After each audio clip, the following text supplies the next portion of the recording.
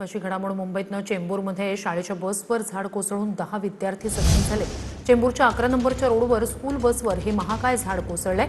यात एक शाळकरी मुलगा अजूनही बसमध्येच अडकल्याची माहिती आहे। तर 10 विद्यार्थी यात गंभीर जखमी झालेले आहेत। त्यातील दोघांची प्रकृती अतिगंभीर असल्याची माहिती समोर येते। चेंबूरमध्ये शाळेच्या बसवर हे झाड कोसळले। अधिक जाणून घेऊया आपले प्रतिनिधी गिरीश गायकवाड यांच्याकडून। गिरीश, अपडेट्स काय?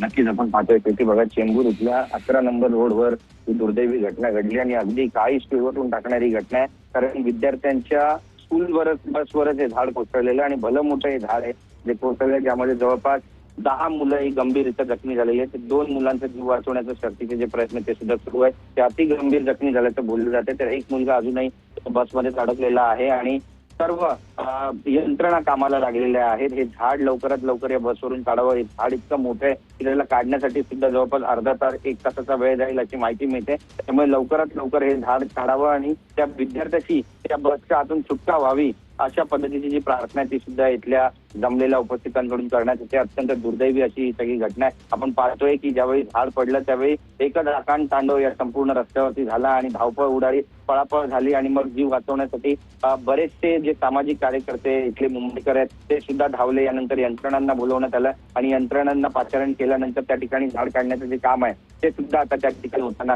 आपल्याला पाहायला मिळतं। एकंदरीतच आपण पाहतोय की कशा पद्धतीनं ते झाड काढलं जातंय। पण पालक वर्गामध्ये एक रोष, एक संतापाची लाट जी आहे ती आपल्याला या ठिकाणी पाहायला मिळते। कारण आपण पाहतो की महानगरपालिका दरवर्षी झाडांचं ऑडिट करीत असतं आणि जी झाडं उन्मळून पडणारी असतात तिला काढलं जातं किंवा तिच्या फांद्या छाटल्या जातात। मात्र या झाडाच्या संदर्भात असं काही झालं आहे किंवा नाही याची सत्यता पडताळण्याचं जे काम आहे ते सुद्धा करणं अत्यंत गरजेचं अशी चर्चा रंगते। आणि याला जबाबदार कोण आहे? महानगरपालिका याची जबाबदारी घेणार का किंवा सरकार याची जबाबदारी घेणार का असा सवाल सुद्धा या निमित्तानं उपस्थित केला जातोय। त्या पालकांची काय अवस्था झाली असावी ज्यांच्यापर्यंत ही बातमी पोहोचली याची कल्पना सुद्धा करवत नाही। पण अत्यंत दुर्दैवी अशी ही हा सगळा प्रसंग आहे, ही सगळी घटना आहे आणि लवकरात लवकर त्याची मुलांची सुटका या बसमधून व्हावी अशी प्रार्थना सुद्धा आता या ठिकाणी होते। एकंदरीतच आपण पाहतोय की प्रशासनाकडून पावसाळ्यापूर्वी बरीचशी झाडं कापली जातात, मात्र या संपूर्ण रस्त्यावरती झाडांची छाटणी झाली होती का असा सवाल सुद्धा या निमित्तानं उपस्थित केला जातोय। आणि याला नेमकं जबाबदार कोण आहे आणि त्याची नुकसान भरपाई आता नेमकी कशा पद्धतीनं होणार आहे हे सुद्धा पाहणं महत्त्वाचं ठरणार आहे। पण अत्यंत दुर्दैवी आता हा सगळा घटनाक्रम आहे। जेव्हा जेव्हा मुंबईत पाऊस पडतो झाडं उन्मळून पडतात आणि कुणाचा तरी दुर्दैवी मृत्यू होतो।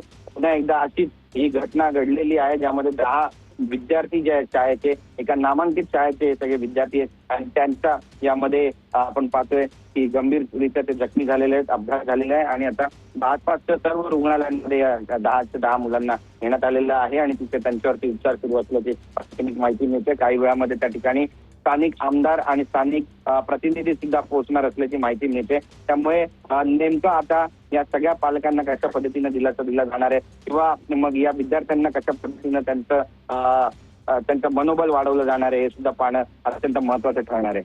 गिरीश, थोडंसं थांबवतेय, आपल्यासोबत फोन लाईन वरून